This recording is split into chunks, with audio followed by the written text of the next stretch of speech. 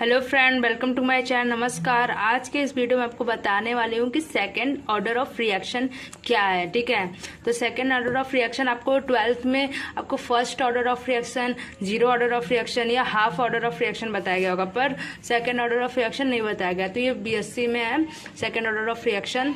तो क्या है सेकेंड ऑर्डर ऑफ रिएक्शन?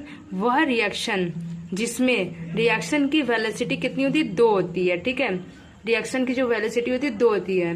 तो इसे हम लोग रिएक्टेंट मॉलिक्यूल पर डिपेंड करती है। ठीक है, रिएक्टेंट मॉलिक्यूल पर वो डिपेंड करती है उसकी वेलोसिटी। ठीक, तो उसे हम लोग सेकेंड ऑर्डर ऑफ रिएक्शन कहलाती है। ठीक है, अब जैसे इसका एग्जाम्पल देख रहे हैं यहाँ पर, ये आपको दिख रहा है CH3COOH। ठीक है, जिसको हम लोग एसिडिक बोलते हैं। ठीक है, एसिड, तो प्लस NaOH है। ठीक है, तो इसका जब हम लोग रिएक्शन करते हैं तो हम लोग क्या बनता है? CH3, ठीक है, COOH बनेगा।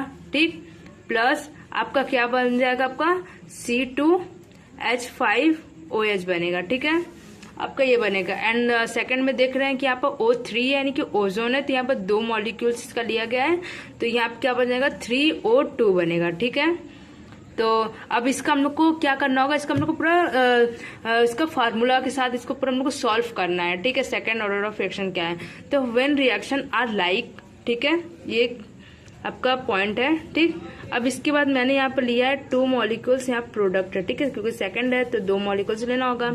तो यहाँ क्या बन रहा है? आपका प्रोडक्ट। ठीक, ये आपका बन गया प्रोडक्ट। ठीक, अब प्रोडक्ट आपका इंटीग्रल टाइम में बनेगा, तो आपका इंटीग्रल कंसंट्रेट जो हो जाएगा क्या होगा? आपका A, प्रोडक्ट 0 बनेगा।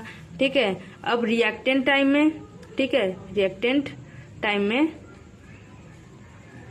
में आपका बनेगा A माइनस एक्स, तो यहाँ पर क्या हो जाएगा? X। ठीक है, फिर उसके बाद क्या होगा? आपको क्या आपको लिखना होगा? The rate of reaction.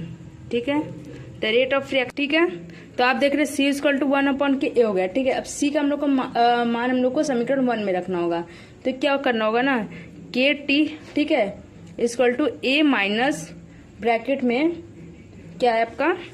Sorry, ये नहीं होगा आपका, यहाँ पे मैं बता रही हूँ। ठीक, 1/K A minus x equal to KT। अब C की जगह क्या लिखना है हम लोग को? A लिखना है, जो यहाँ पर समीकरण मैंने ये बनाया था यहाँ पर। ठीक है, 1 में रख रहे हैं। फिर क्या हो जाएगा? यहाँ पर KT इक्वल टू हो जाएगा 1/K A माइनस एक्स। ठीक है, माइनस क्या हो जाएगा? 1/K A। ठीक, तो KT इक्वल टू होगा आपका A माइनस ब्रैकेट में A माइनस एक्स, और फिर नीचे ब्रैकेट में हो जाएगा आपका A, फिर यहाँ पर A माइनस एक्स। ठीक, अब क्या करेंगे इसका? तो अब इसका हम लोग करेंगे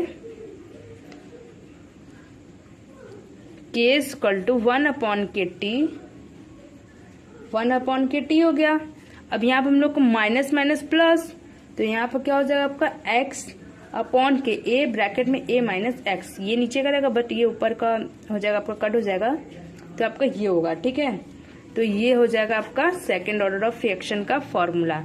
K equal to 1/T X bracket में A माइनस, फिर ब्रैकेट में A माइनस एक्स। ठीक है, तो ये है आपका सेकेंड ऑर्डर ऑफ रिएक्शंस। ठीक।